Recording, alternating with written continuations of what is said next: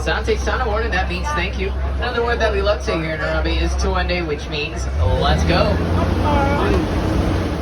Shabo friends, my name is John and I'll be your safari guide today here at the Harambe Wildlife Reserve. Now some important safety reminders before we head out on the reserve today. Make sure that we keep our hands, arms, feet, and legs inside of the truck at all times. Most importantly, please stay seated at all times. Now friends, as we're entering the Harambe Wildlife Reserve, we're entering the home of these animals. Now we want to make sure that we're being respectful to them and to their home. We want to keep that volume down to a minimum. Some of these animals can get startled pretty easily. We also want to make sure that we're not trying to reach out and touch the animals. Please do not call out to the animals. Now have those surrounding cameras out and ready. Pictures are highly encouraged here. I won't be able to stop for all of the animals, so I do recommend having your phone or camera on an action or a sports mode. It looks like right as we enter here, our first stop is the Little Aturi Forest. Now over here is here on the left side. Now here we have the greater kudu. Now the greater kudu is going to be the tallest antelope here in the Little Aturi Forest. They're going to have a bit more of the lighter coat to them. Now it looks like we also have the bongo too. Now bongos are known to be the ghosts of the forest. They love to hide and they do a pretty good job at doing it. But they also do a pretty good job at camouflaging too. Now they have their horns that are slightly tilted back to help get through the underbrush in the forest without getting all tangled up. But it also keeps them quiet too when they're going through the underbrush so their predators won't hear them. Now most of the animals tend to be quite shy here in the Little Aturi Forest. It looks like we're getting pretty lucky. Now over here on our left side we have the black rhinoceros. Now the black rhino is going to be one of the lighter species of the rhinoceros family, weighing in at around 3,000 pounds. Now they have their horns that are made up of keratin. Now we can find keratin in our hair and nails. Now they also have a prehensile lip. Now that prehensile lip does help them grab their food a lot easier, especially if it's in higher places. And it's also going to be pointed too. Now even though most of the animals are quite shy here in the Little Aturi Forest, we got to see most of them. But here shortly we're making our way out and our next stop is going to be the Safi River. Now over here in the Safi River, let's keep an eye out on the water, see if we can spot any shadows on the water. Now if you find any, you're probably looking at the Nile hippopotamus. If you guys are having a hard time seeing the Nile hippopotamus, make sure that you stay sitting down. We'll hopefully have them on both sides here for you guys to see.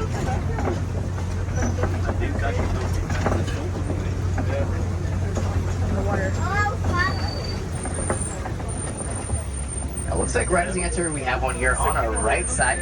We're going to keep moving forward here. It looks like we do have another one up ahead. It looks like on our right side we also have the pink-back pelicans. Now these pink-back pelicans get their name because of the pink coloration on their back. Bye friends, we have to stay sitting down please. Now these pink-back pelicans get their name because of the pink coloration. Now it's both the males and the females that help incubate the egg up to around 30 days. It looks like we have some more here on our left side.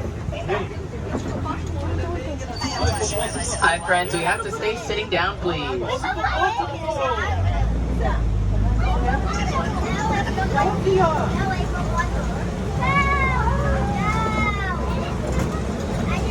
Now the Nile hippopotamus is going to be the second heaviest animal here on the reserve. They can weigh up to around 8,000 pounds when they're fully grown, and when they're born they're already at a weight of around 80 pounds.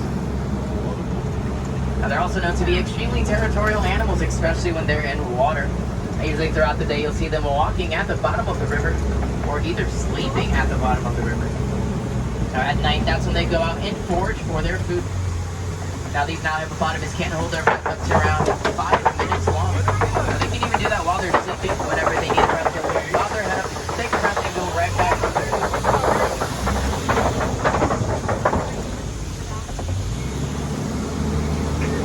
Now if you weren't able to see the Nile hippopotamus, I do recommend checking them out at the Gorilla Falls Exploration Trail at the end of our journey today. You'll be able to spend some more time around them. You can also get some good pictures. Here we've made our way out of the Safi River, and our next stop is going to be the West Savannah. Now over here in the West Savannah, you might even be able to see some of the animals walking around here on the left side. On this over. But over on the right side, you can spot this funny yet beautiful looking tree called the baobab tree. Now the baobab tree has a few nicknames like the upside down tree because the branches at the top kind of look like roots. My favorite one, the tree of life. Now it gets a nickname, the tree of life, because it can live up to around 2,000 to 3,000 years. 9 months out of the year, the baobab tree is actually going to be leafless. But throughout the year, it's also trying to conserve and store as much as water as it can inside of its hollow trunks. Now it can store up to around 40,000 gallons of water. Now they can also get pretty big too. Now they can grow up to around 100 feet tall. Looks like right as we enter here in the West Savannah, you can spot some more animals in the distance here. It looks like over here on the right, amigos, a gente tem que ficar sentado, por favor. Hi friends, we have to stay sitting down. A gente tem que ficar sentado. Thank you, friends. On the right side, we have the springboks. Now, springboks are going to be the smallest antelope here in the here on the reserve. Now they get the name because they have a pretty high spring at around 6 feet high at a distance of around 14 feet long. It looks like we also have the largest antelope in Africa. Now that's going to be the eland over here on our right side. Now elands can grow up to around 6 feet high at the shoulder. Now they can also jump up to around 8 feet high at a standstill.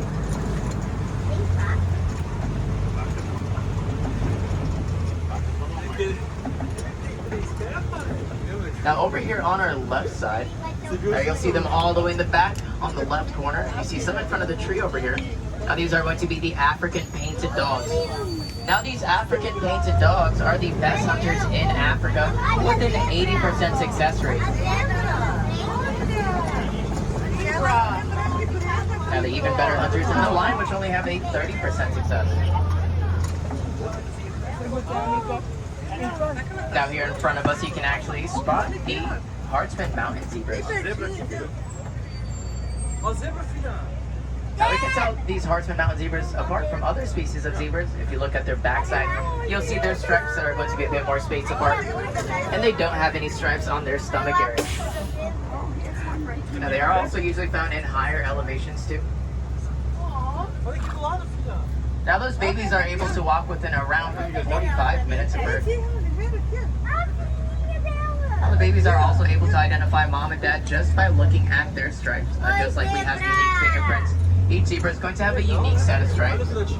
Now it looks like over here on our left side we also have the sable antelope. Now the sable antelope is the emblem here at the Harambe Wildlife Reserve. Now they have their horns that arch back to help them deter their predators from jumping on their back. Now they also use those horns to spar with each other to assert dominance in their group. We're also passing some termite mounds over here on both sides. Now these termite mounds are made up of dirt, saliva, and dung. Now certain animals like the giraffe, elephants, and some antelopes will use these termite mounds as a back scratch. And you'll find these smaller antelopes that stand on the top of these termite mounds so they can get a better view of their surrounding, make sure that there's no predators around.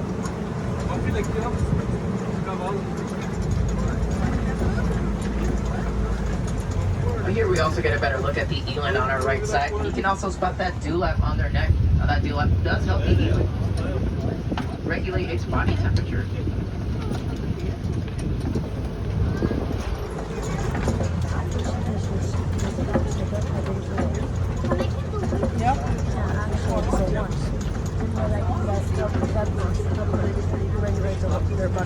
Now on our right side looks like we also have some wildebeest. Now wildebeest are known to travel pretty far when they're migrating at around 500 to 1,000 miles just to find food and water. Now when they migrate, they'll travel in large groups of over 1.5 million wildebeest. Now fun fact, a group of wildebeest is called a confusion.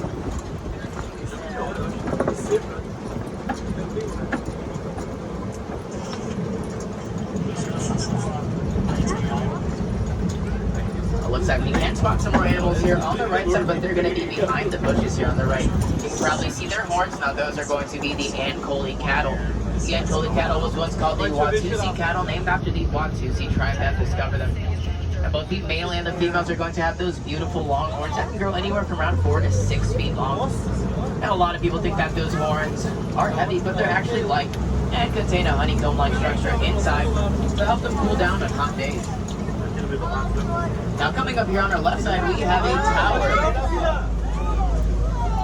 Now group of giraffe is called a tower. These Maasai giraffes are going to be the largest species of giraffe and the tallest land animal.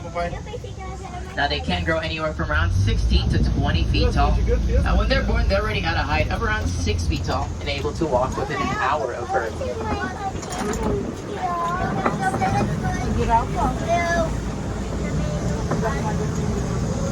Now up ahead, I see a tree that's been knocked over, so that tells me that we're headed into the African elephants territory.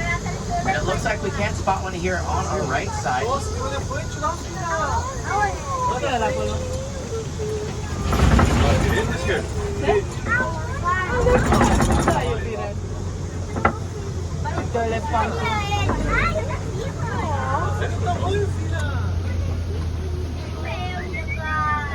Hi friends, make sure we're not calling out to the animals, please.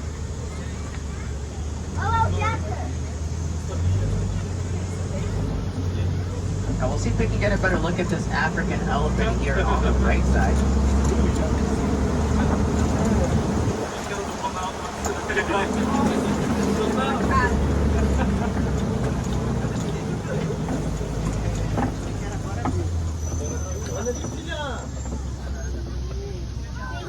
Usually the African elephants are split up into two groups. Now when the males turn around 13 to 14 years old, that's when they leave the group and stay isolated from the rest of their group or any bachelor group. Now not too far away, we'll find the matriarchal group that consists of females and the younger elephants. Now the one in charge of that matriarchal group is going to be the oldest female. Now, even though these two groups can be miles apart, they can still communicate with each other by using low-frequency rumbles called infrasound. Now, these infrasounds can travel miles away. Now, they are going to be the heaviest animal here on the reserve, weighing in at around 14 to 16,000 pounds. That's going to be the males that reach that higher weight. Now, they weigh that much because they eat quite a bit of food, around 400 pounds of food a day. Even though they eat that much food, they still do not get all of the nutrients that they need. Now over here on our right side, we can actually spot some tusk marks on this red clay. Now elephants eat red clay so they can get that extra nutrients that they need. It looks like we've spotted that matriarchal group here on our left side. Now they have their tusks that do start to grow when they turn around 3 years old and continue to grow throughout their life. Now they do have a lifespan of around 60 to 70 years, so those tusks can get pretty big. If you get a chance to take a look at their ears, you'll see that those ears are kind of shaped like the continent of Africa. Now they're going to be unique to the African elephant. It's also a great way for us to distinguish and see what type of species we're looking at. Now the Asian elephants are going to have smaller ears and they're going to have a bit more of a triangular shape to them. Now the Sumatran elephant is going to have hairier ears. Now they can use those ears to cool themselves down. Now they can cool themselves down around 16 degrees by fanning themselves with their ears. Now they also have their trunk that they can put up to 3 gallons of water into their trunk to either spray onto their back to bathe themselves or into their mouth to drink. You also find 2 finger-like projections at the tip of their trunk where they can pick up small objects, their food. They can even reach high areas with it. Now you'll also see them picking up dirt so they can throw it onto their back. Now they do that to protect themselves from the sun. As you keep moving forward here on our left side, you'll find the greater flamingos. Now, greater flamingos are going to be the largest species of flamingos, and the flamingos with the lightest pink to them. Greater flamingos are the least colorful. Now, a group of flamingos is called a flamboyant. Now, there's some species of flamingos that in the wild can be large groups of around 1 million flamingos. Now they have nests that are made up of mud. They look like little mini volcanoes. Now when they hatch, they're not actually pink, they're going to be gray. Now it takes 2 years for them to develop that signature pink color. That is because of the brine shrimp that they eat, which contains beta carotene. Now it's that beta carotene that gives them that beautiful pink color.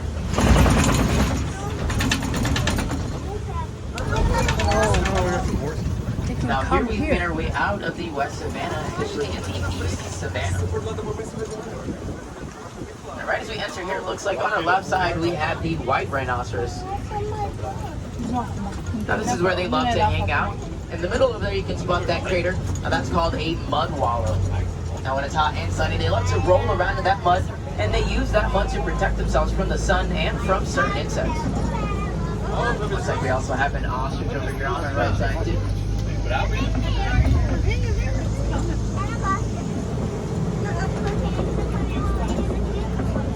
Now the white rhino is going to be one of the heavier species in the rhinoceros family, weighing in at around 5,000 pounds. Now they don't get their name from their color, they actually get their name from the mispronunciation of the Afrikaans Dutch dialect. And they say vite, spelled W-I-T. Now translated that is a Y because of their wide lips. Now friends, we're also in big cat territory too. It looks like we can spot some cheetahs all the way in the back here on the left side. Now cheetahs are going to be the fastest land animal, clocking in at 60 to 70 miles per hour. Now they're able to run this fast because they're the only big cats that have claws that do not retract. So kind of like how we have police run faster, they have their claws. Now they can only keep up that speed just for about 100 yards before they start getting tired. Now they're going to be sprinters, not long distance runners, so they like to sneak up fairly close to their prey before they start going after them.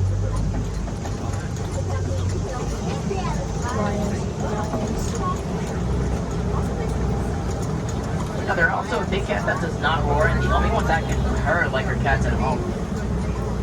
Speaking of big cats that can roar, over here on our left side we have a Gobi Rock Formation. Now this is where you usually find a pride of lions. Usually you'll find the male lion at the top of the Gobi Rock Formation, so you can monitor and make sure that there's no threats around in the savannah.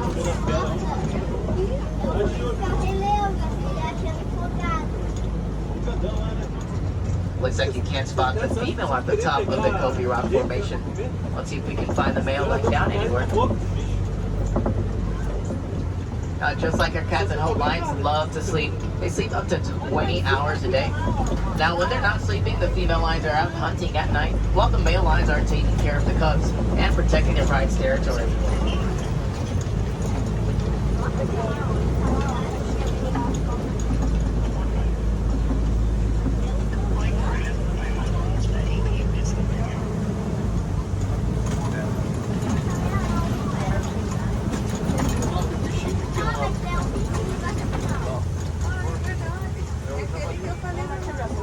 Now it looks like we have some warthogs over here on the left side. Now warthogs are going to be the largest burrowing animal. Now I like to say that they're one of the best conservationists here on the reserve because they love to reuse abandoned burrows. Now unlike most burrowers, they actually back into their burrows so they can see what's going on outside. Make sure that there's no predators. Now if there happens to be any predators, they have those razor sharp tusks to protect themselves.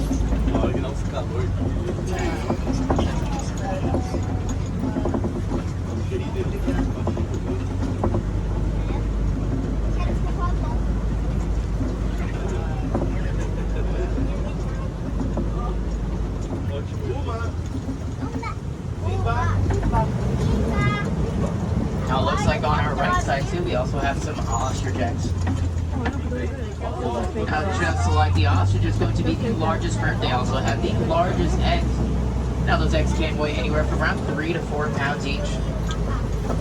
Now it takes around 24 chicken eggs to make up one ostrich egg.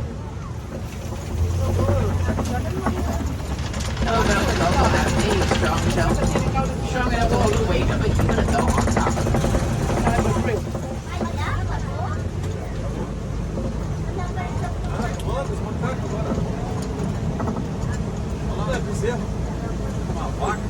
Now coming up first, over here on our left side, we have one of the warden's bows.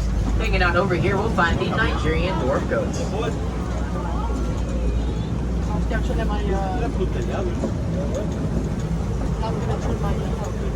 Now most of these Nigerian dwarf goats are grown to their full size. Now they are mainly used for dairy. It's actually going to be one of the most sustainable animals when it comes to dairy because they don't take up that much space. And they eat about almost anything. Now friends, our adventure here is coming to an end shortly, and I'll be dropping you guys off at the next available warden's post. I hope you guys got to see some of your favorite animals here on the reserve today and learn some new facts about them that you guys can share with friends and family. Now there's still plenty of animals for you to see and learn about here at Disney's Animal Kingdom. Over here in the Harambe Village, you'll find the Gorilla Falls Exploration Trail. Now over there, you guys will be able to see the Nile hippopotamus, which I did mention earlier. You guys will also be able to probably see these silverback gorillas. You might even be able to see some copies over there, which we did see earlier on our trip.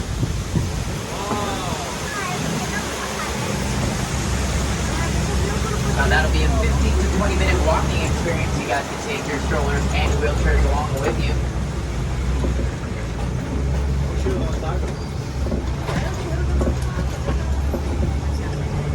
Now friends, if you guys head over all the way to Asia, you'll find the Maharaj Jungle Trek. Where you guys might find the Sumatran tiger.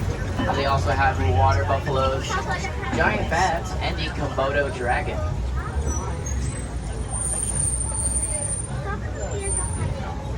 Now friends, if we have any wilderness explorers on board today, you guys are on board Simba 1. Again, that is Simba 1. Now friends, here in Harambe, we do not like to say goodbyes because goodbyes are far too sad and far too final. We prefer to say Kwangrini, which means go well. So Kwangrini friends, go well, go wild. Enjoy the rest of your day here at Disney.